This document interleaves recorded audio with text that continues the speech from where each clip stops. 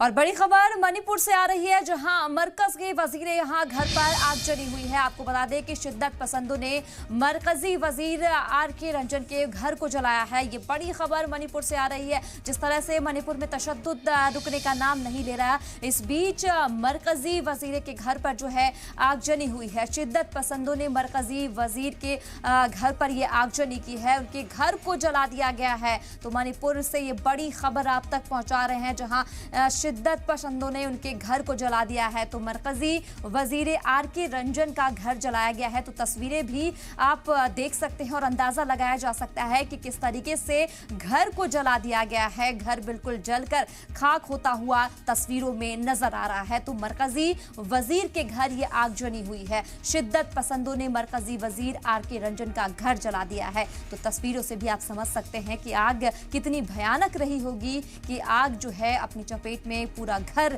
खोखला होता हुआ नजर आ रहा है।